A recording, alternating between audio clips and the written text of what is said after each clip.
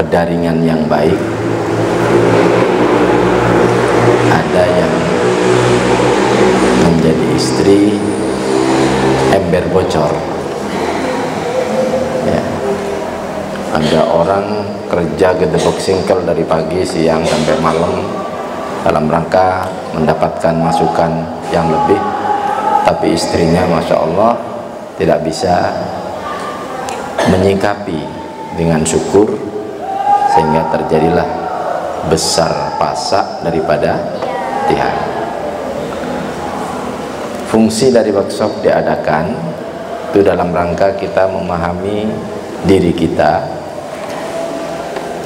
nanti kita akan menekuni apa. Itu tidak boleh ngambang.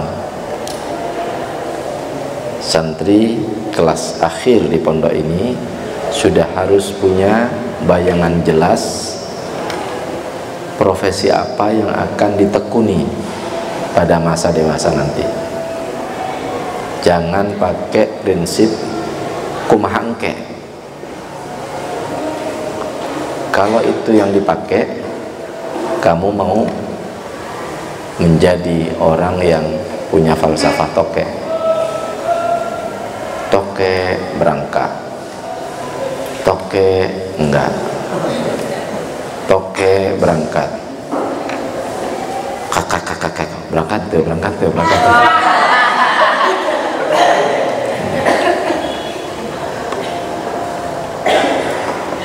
Jadi pada kelas akhir ini sudah harus jelas profesi apa yang akan ditekuni nanti pada saat antum masuk masa rojulia. Karena dalam pendidikan itu ada 7.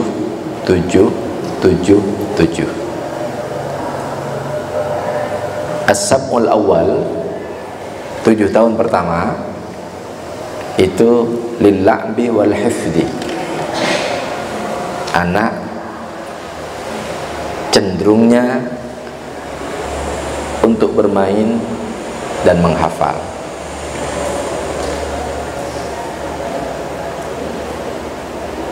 Begitu masuk 7 kedua, itu anak litta'dib wa ta'allum, harus diberikan nilai-nilai karakter, akhlak, dan belajar. 7 tahun ketiga dari tahun berapa ke berapa? Dari 15 ke 21 itu litafkir, untuk berfikir. Sedangkan melewati tahun 21 yakni ke 22 dalam bahasa Jawa disebut selikur, rolikur, telulikur, patlikur, selawe. Oh, ternyata selawe itu lafaz yang memang sudah waktunya seorang seneng lanang wedok.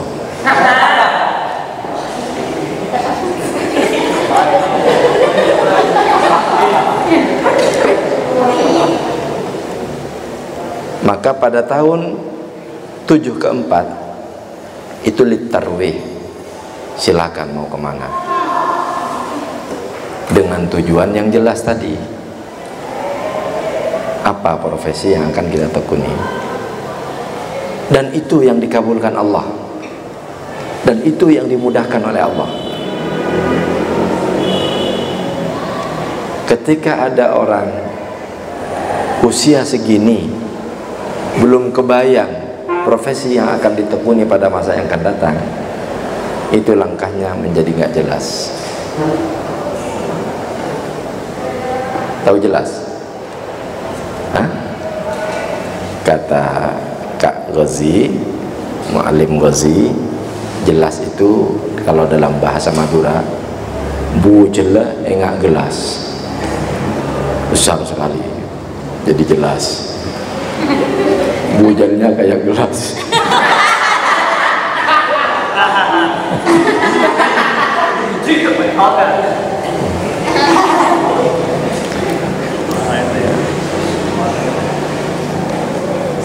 Orang Madura itu memang apa ya,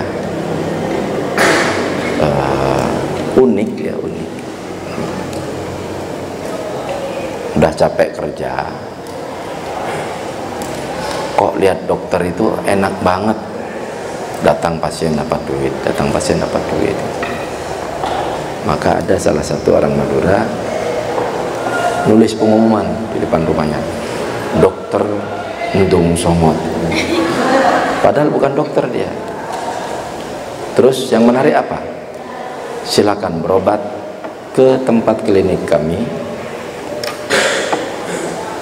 kalau tidak sembuh dikembalikan duit 200, kalau sembuh bayar 100. Oh, banyak pasien yang datang ya. Karena kalau sembuh hanya bayar 100, kalau tidak sembuh disusukin 200. Jadi ada dokter yang apa obatnya ini, maka ada dokter yang beneran datang ke situ. Pak dokter, mohon maaf. Oh iya, silakan. Saya sudah 3 hari mati selera. Oh, itu mah gampang obatnya, diambilin oli mobil. Oh, ini mah oli mobil, berarti bapak sudah sembuh.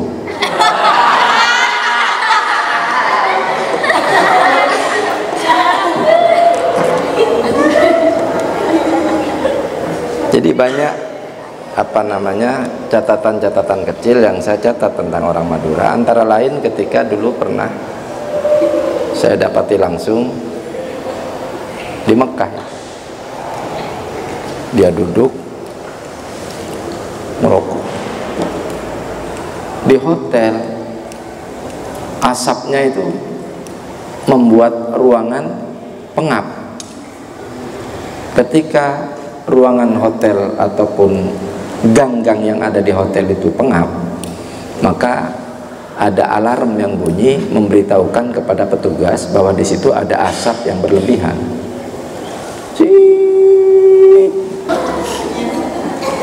Si orang Madura yang ngerokok tadi ditegur, Pak, matikan rokoknya, ini ruangan ber-AC. Mohon maaf Pak, saya sedang enak, jangan dimatikan rokoknya, AC-nya matiin.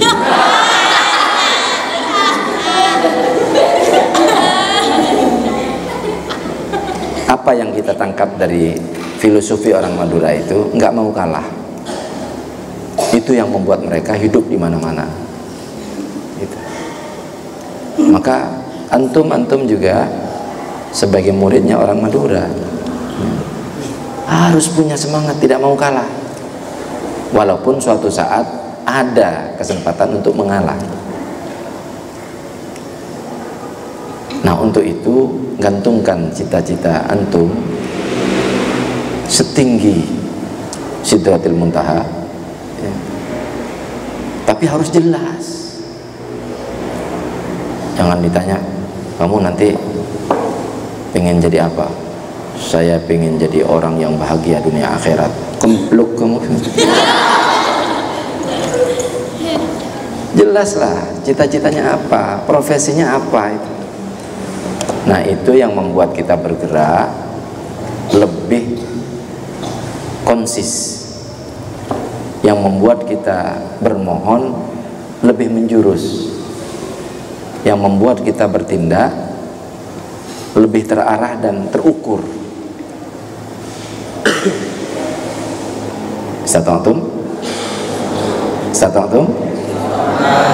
Insya Allah. Coba sebelum diteruskan, saya ingin tahu dari tulisan yang antum tulis pada buku masing-masing itu, profesi apa yang akan ditekuni? Silakan. Yang sudah silakan maju. Ya.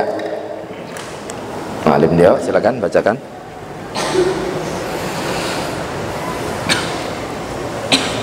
Profesi saya ingin menjadi dosen bahasa Indonesia. Ya. Aplaus. Abang. Dari Mu'alimah. Silakan.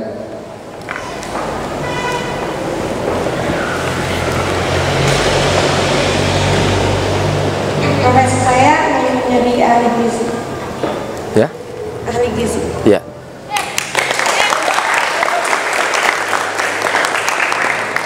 Dari muallim, silakan, Kak Arul.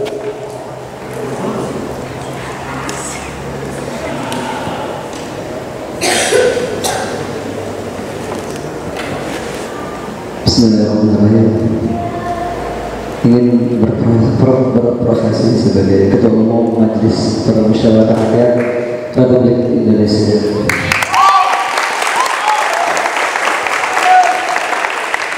Dari muallimah, silakan.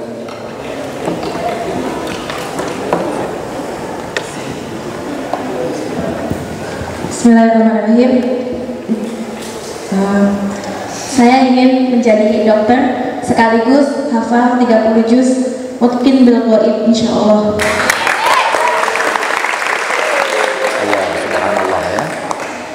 Itu sebuah keinginan harus dikoridori dengan ana urid anta turid wallahu yaf'alu ma yurid. Saya punya keinginan, Anda punya keinginan, Allah Maha punya keinginan. Subhanallah. Maka itu apa yang kalian catat itu coba nanti diobrolkan dengan Ustadz Faisal selaku penanggung jawab NIHI. Kira-kira cocok tidak antum di situ? Mohon maaf, Abi cerita sedikit. Abi dari kecil itu terbiasa hidup di lapangan bola, dan klubnya walaupun tingkat desa itu sudah main di berbagai penjuru Kabupaten Jember, walaupun kadang-kadang pemainnya itu tidak memegang aturan seperti yang sekarang berlaku di dunia bola. Kalau kalah mengkel, wasitnya nakal, ditendang kepalanya itu. Maka kebiasaan di daerah itu ketika Abi di pesantren sangat menikmati. Sudah di tingkat ustadz masih senang main bola, dipanggil oleh Ki Idris almarhum, Fud, kamu mau jadi atlet? Dek, dalam hati beliau ternyata memperhatikan juga gerak-gerik dari anak buah beliau. Tadinya nggak kepikir kapan harus saya menghentikan hobi itu gitu. Begitu beliau tanya, saya kemudian berpikir, iya, kalau nekunin bidang kayak gini, atlet ya, semakin tambah usia semakin nggak dipakai, karena atlet itu mengandalkan tenaga. Dulu kita dengar Mike Tyson sebagai petinju, sekarang masih tidak. Semakin bertambah usia, semakin kehilangan kesempatan untuk berkarya. Silahkan, barangkali ada di antara antum yang pengen profesi itu ya, tapi jangan tanggung-tanggung. Tapi kalau bisa, pilih profesi yang lain yang tidak mengandalkan kekuatan fisik. You understand?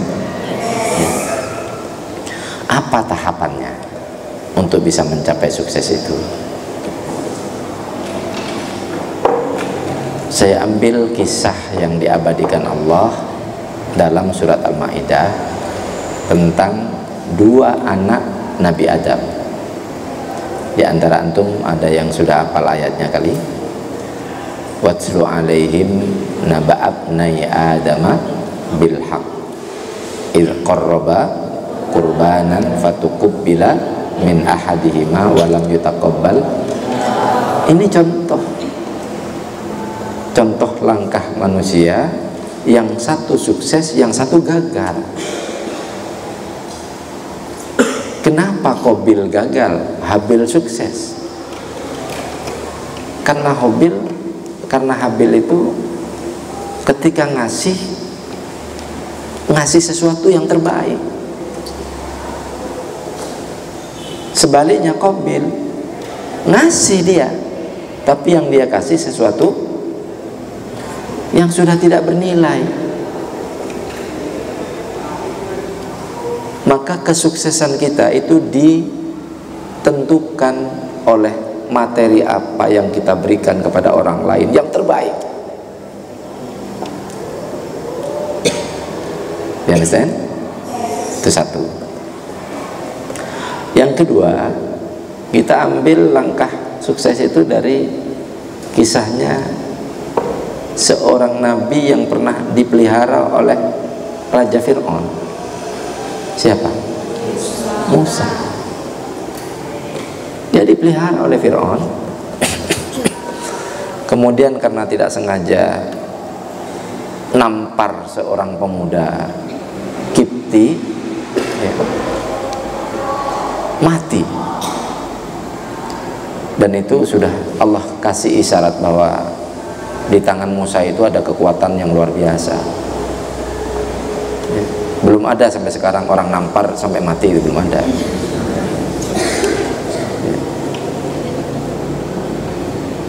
Nampili mati. Subhanallah.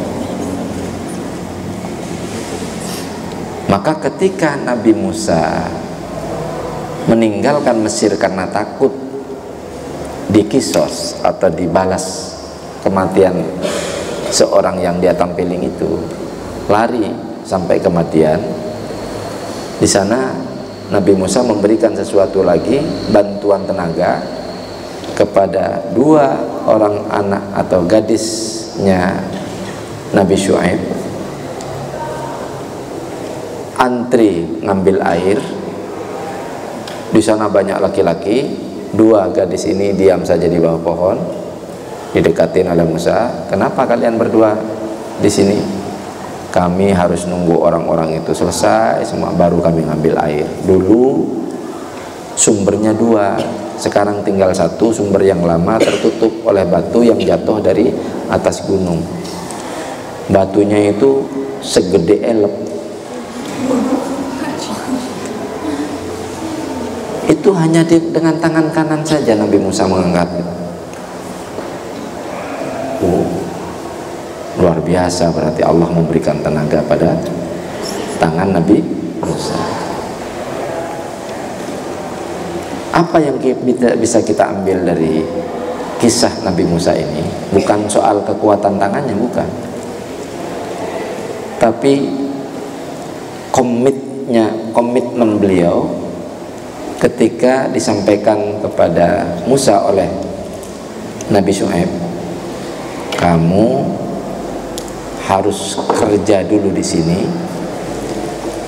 8 tahun, atau kalau mau kamu sempurnakan 10 tahun. Hanya lafadznya dalam Al-Quran tidak pakai tahun. Zaman Hijaj, 8 musim haji atau 10. Beliau ngambil yang 10.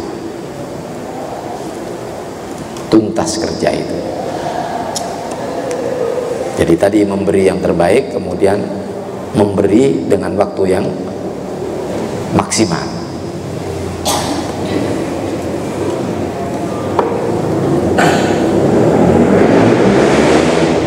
Yang ketiga, terakhir, sebagai kesimpulan, nanti silakan simpulkan sendiri.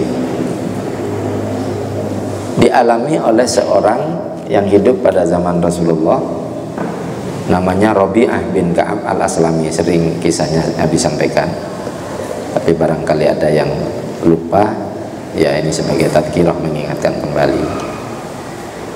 Rabi'ah bin Ka'ab al-Aslami itu menghidmahkan tenaganya di rumah Rasulullah, karena beliau terlahir dari tenaga miskin, ya. tidak punya harta, dia hanya punya tenaga, itu pun terbatas. Maka yang dia khidmah kepada Kanjeng Nabi itu nyapu halaman, menata sandal Kanjeng Nabi ketika mau berangkat, menyiapkan air Rasulullah ketika mau wudu, kemudian menjaga rumah beliau pada malam hari, menjadi satpam. 2 tahun kurang lebih, maka oleh Kanjeng Nabi dipanggil, ya Rabi'ah salni u'tika, mintalah kamu kepadaku, akan aku kasih kamu. Ini termasuk lambang kesuksesan juga. Mintalah kamu kepadaku, akan aku kasih kamu.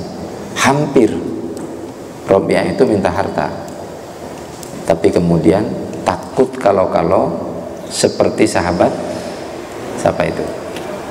Sa'labah, ya, sahabat Sa'labah yang tadinya miskin kemudian dikasih kambing oleh Kanjeng Nabi, beranak pinak, maka akhirnya lupa terhadap keadaan dirinya, bahkan lupa terhadap Tuhannya, sampai disabdakan oleh Kanjeng Nabi, laknatullah ala Sa'labah, laknat Allah pasti turun pada Sa'labah. Allahumma ba'idna na'udzubillah min. Rabi'ah ingat itu, dia urungkan minta harta itu. Andirni ya Rasulullah. Kaifa qala? Andirni. Andirni. Ini boleh antum pakai dalam percakapan sehari-hari. Tunda sebentar. Andirni. Tunda waktunya. Itu juga digunakan oleh Allah dalam mengkisahkan iblis. Rabbi anzirni ila yaumi yub'atsi, tangguhkan, ya, gitu. Anzirni. Kalau dalam bahasa aminya di sana itu, masyarakat Arab sekarang, istanni, ya. Istanni, ya, jadi jangan sekarang, nantilah gitu.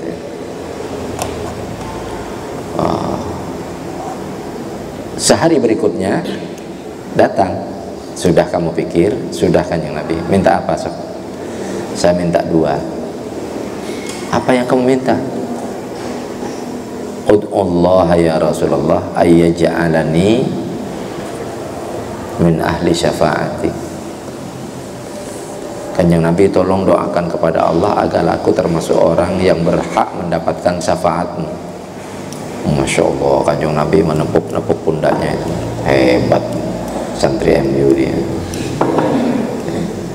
Mintanya nggak tanggung-tanggung, minta dimasukkan menjadi orang yang berhak mendapatkan syafaat. Itu udah beres itu. Misalnya, ya, saat Islah ditanya, masuk orang Pak Kiai, Islah, kamu minta apa? Saya nggak minta apa-apa, hanya ingin minta selamat dunia akhirat. Oh, Masya Allah, luar biasa itu. Rabi'ah mintanya begitu.